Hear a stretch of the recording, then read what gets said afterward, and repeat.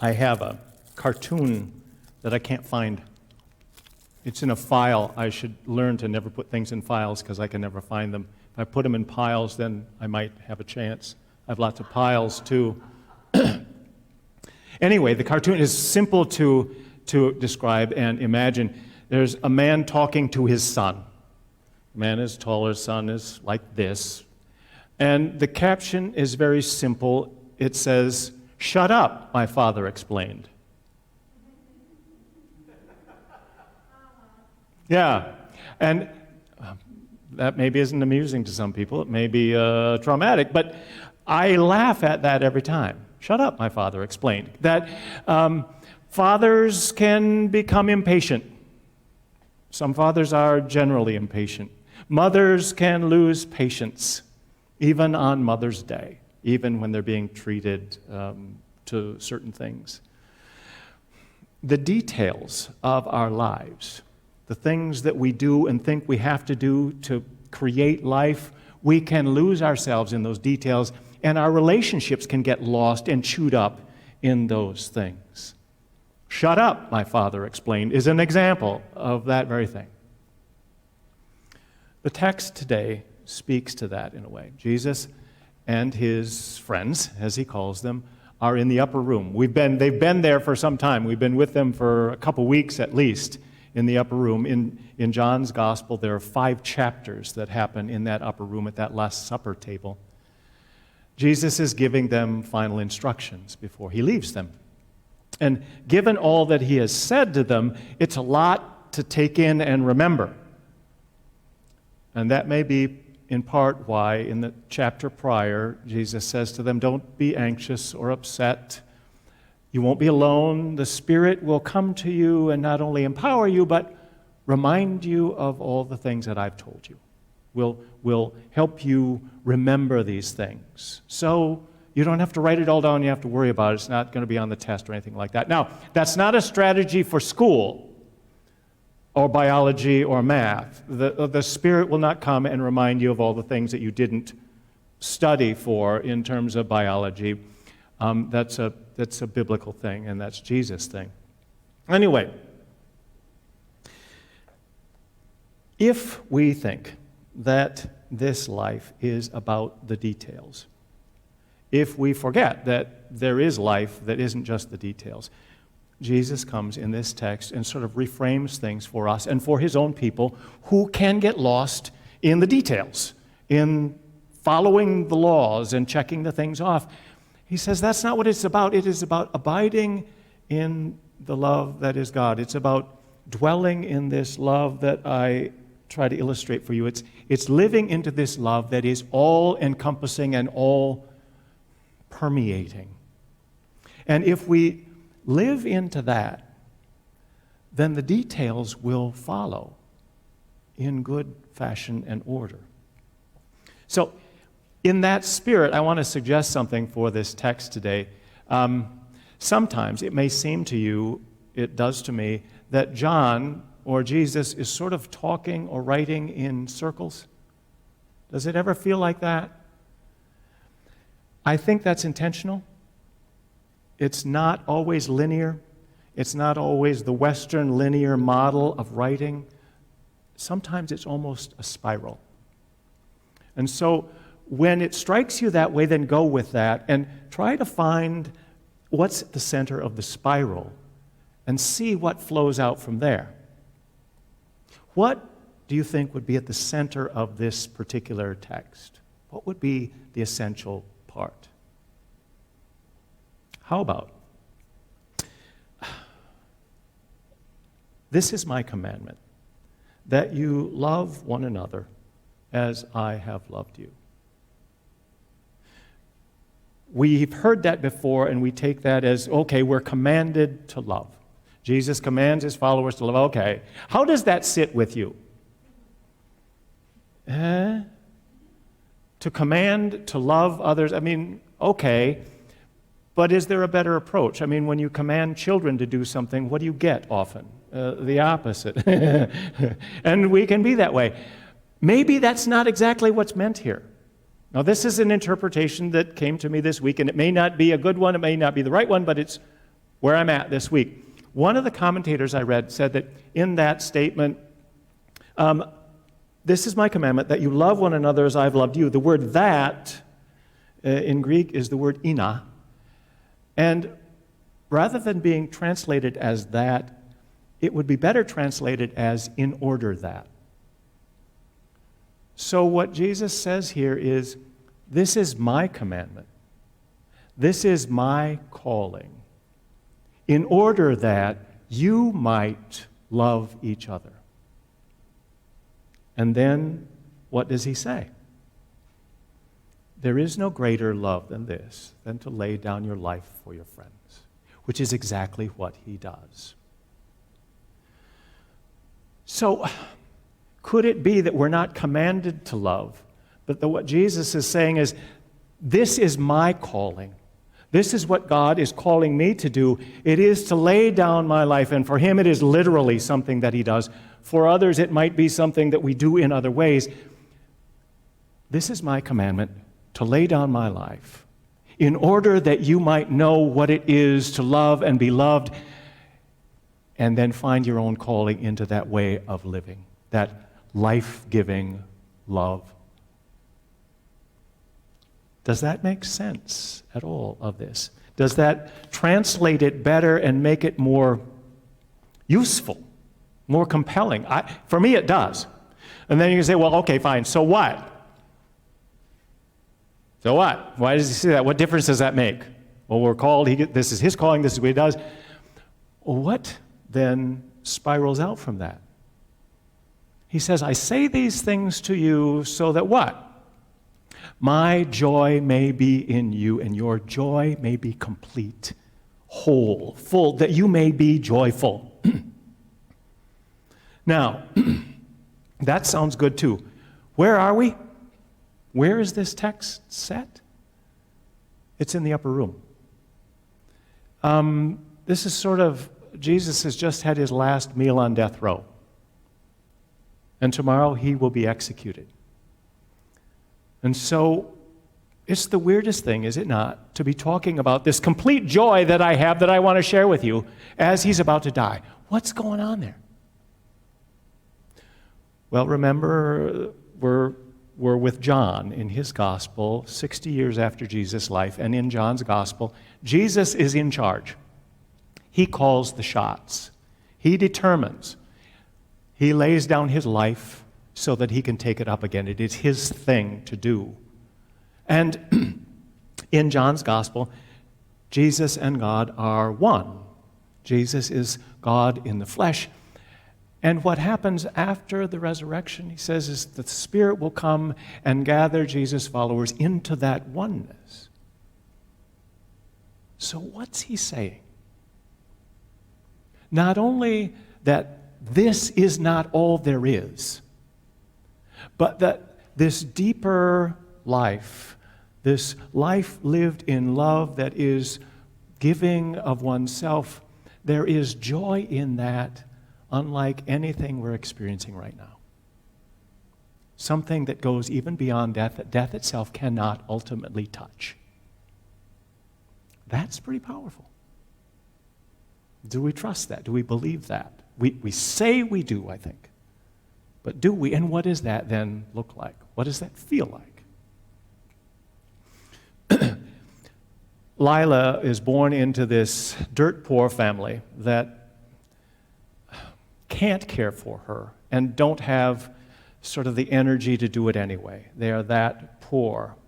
And so she is sickly and weak and probably will die as an infant if she stays in their carelessness. So one night, this strange woman named Doll, who has a birthmark on her face, comes in and picks up this infant Lila and spirits her away, carries her off, steals her in order to save her. She gets food for her. She gets clothing for her. She gets her some basic medical attention. And she simply cares for her, keeps her warm, keeps her safe.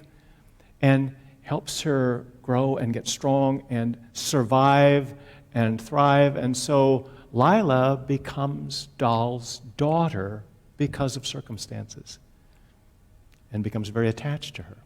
As she grows, they eventually join this traveling migrant farm worker group, community, as they follow where the harvest is, whatever is going on, whatever season it is, in the center part of the country. Now, this is the 1930s.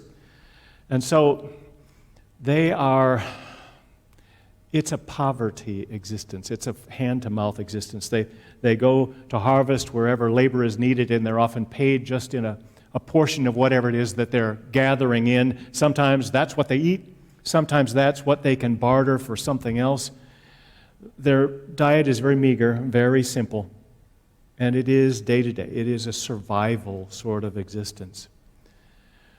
So you look out for yourself and those close to you, and your world and your life is very small. And that sort of existence shapes you to be, as you can imagine, a tight, fearful, suspicious, defensive, sometimes violent human being, because your life is always on the line. Dahl herself has had violent encounters with people in the past, and with the birthmark that she has, she's recognizable, she has a record. So with this group of migrant farm workers that are on the edge of life as it is, she and Lila stay on the edge, so that they're not seen, so that no attention is drawn to them, so that nobody will find out where she is with this girl she's stolen as this girl grows up and grows into an adult. And they're able to maintain and, given the circumstances, have a good life under the circumstances, until Dahl one day gets into a fight. A man says something to her that she won't take, and she uses the knife that she carries for her own protection, and she uses it on him. She is arrested, she's put in jail, and she's not going to get out. So when Lila comes to see her, she says, "You're on your own, we're done." And she turns away. It's rather stark, but that's the way she is. And Lila, for her part, it's hard to leave, but this is what she's been trained to do. And so she wanders off, and she goes to one place and to another place. And then one morning, she has found this shack, this abandoned sort of a hunting shack in the woods near this little town named Gilead. And one Sunday morning, she wanders into town, and she hears singing coming from a little church. And so she comes in the back door and sits in the back. And she listens to Reverend Ames' sermon. And there's something about what he says and him. He's an old guy. He's been there forever. But there's something about his words and what he's saying. They're strange to Lila because she's not educated. She never went to school. And she's not been to church, and she doesn't know this stuff. But something in what he says resonates in her somehow. And something about him. Well, for his part, it's the same. He sees her, and it's almost impossible for him to take his eyes off her. Something about her speaks to him. They're both lonely. They're both alone. There's a sadness that each of them carry, and there's a neediness. He's been alone for decades since his young wife, an infant child, died in an epidemic. So after the service, he rushes to catch her as she's trying to get away.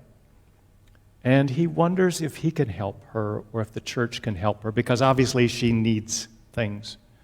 She doesn't want help. She doesn't need help from anybody, ever. But something about him and his kindness touches her, and she wants to know more of what he's talking about, what he says. And so she asks questions, and they have this conversation, and then she leaves. She comes back to the church, and this sort of relationship begins, where she comes to ask him questions about things that she wonders about. And though she's not educated, she's very intelligent and wise and thoughtful.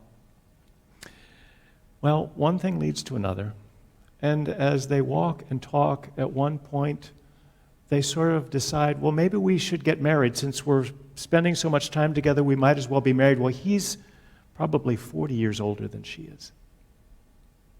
But it seems right. So they get married. Reverend Boughton, this other colleague, this clergyman in this little town, does the ceremony. And soon after they're married, Lila becomes pregnant. I've described to you very briefly this story in this book, Lila, by Marilynne Robinson. It's this wonderful novel that is sad and funny and smart and touching and poignant. There's an earthiness, there's a mystical element to it that's just so rich, it seems to me. And I think what makes the story for me so captivating is that each of these characters struggle to fall into the love that has kind of overwhelmed them and brought them together. They're in it, but they resist it. They don't trust it. John Ames, Reverend Ames, knows that Lila will leave him someday because he is old, and she will meet someone younger. And besides, he doesn't deserve her and the grace that she is and the joy that she brings him. She knows she will have to leave someday because he is so good to her. She doesn't deserve this grace that he brings her and is for her, and the joy that she experiences in his presence. And that's where they are. And then the child is born. And then this. And I need to read this to you so you get a sense of the language. So bear with me. I think you'll like it. Still, there was this time, this waking up, when the baby started fussing, this scrambling eggs and buttering toast in the new light of any day at all. Geraniums in the windows, the old man with his doddering infant in his lap, propped against his arm, reading him the funny papers. So one morning, standing at the sink washing the dishes, Lila said, "I guess there's something the matter with me, old man. I can't love you as much as I love you. I can't feel as happy as I am." "I know," he said. "I don't think it's anything to worry about. I don't worry about it, really." "I got so much life behind me," she said. "I know. It was nothing like this life." "I know. I miss it sometimes." He nodded. "We aren't so different. There are things I miss." She said, "I might have to go back to it sometime. The part I could go back to, what with the child." "Yes," he said. "I've given that some thought. I know you'll do the best you can, the best that can be done. I'll be leaving you on your own. We've both always known that. I can't tell you how deeply I regret it." "You have told me plenty of times," she said, "but for now, things are good. If hard times are coming, I just as soon wait to start worrying. That's not really the problem." The problem is, she thought, that if someday she opened the front door and there, where the flower gardens and the fence and the gate ought to be, was instead that old life, the raggedy meadows and pastures and the cornfields and the orchards, she might just set the child on her hip and walk out into it. The buzz and the smell and the damp of it, the breath of it like her own breath, her own sweat. Stepping back into the loneliness, a dreadful thing, like walking into cold water, waiting for the numbness to set in that was the body taking the care it could, so that you knew you didn't have to feel. In the dream, it was always morning and the sun already a little too hot. She was glad she had seen the boy brand new, red as fire, without a tear to give to the world, no ties to the world at all, just that knot on his belly. Then he was at her side, at her breast, a human child, the numbness setting in. But it never sinks right to the bone. That orphan, he was first. He always would be, no matter how much they loved him. He'd be no child of hers otherwise. She said, "What is it you're missing?" He shrugged. "Pretty well everything. You, this old fellow." He patted the baby's leg. "Evening, morning. You aren't as old as you think you are, Reverend." He said, "It's just arithmetic. That's what it comes down to." Boughton, his friend, has married 4 or 5 of his children, baptized a dozen grandchildren by now. Maybe I'll teach this fellow to tie his shoelaces. But the years of a man's life are 70 years and 10, give or take. That's how it is. He said, "I feel like Moses on the mountain, looking out on the life he will never have. Then I think of the life I do have, and that starts me thinking about the life I won't have, all that beautiful life." He shrugged. "I guess I'm pretty hard to please. I'm going to make us some more coffee." "Did I ever say that I love you?" she said. "I always thought it sounded a little foolish, but the way you talk, sometime I might regret putting it off." "I believe you said it a minute ago," he said. "You can't love me as much as you do love me," something to that effect, which I thought was interesting. He said, "All those years, were you as sad as you were sad? As lonely as you were lonely?" "I wasn't." "Me neither," she said. "I'd have died of it if I was."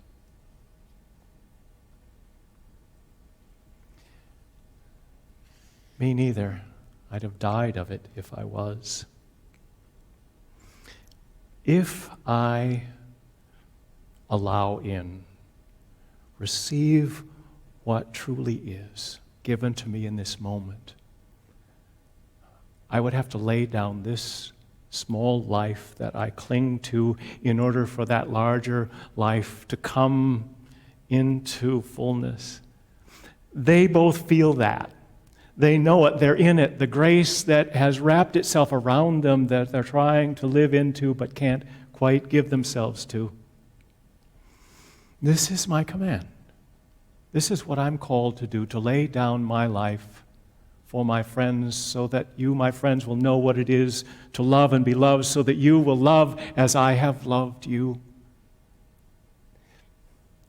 There is so much fear and anger and violence in this world now, and much of it directed at restraining, avoiding, trying to force this life into the way I want it to be, the way it should be.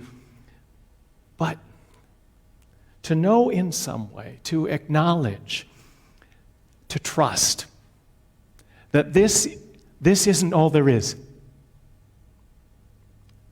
That there is life to come. There is more to come. And to let that happen, to let that life come without resisting or insisting it be a certain way or clinging to what is passing away. To do that. Well, there is deep joy in that. There is deep peace and wholeness in that. I wish that for you. I pray for that, for you and for myself and for all of us. It's given. It's given. Amen.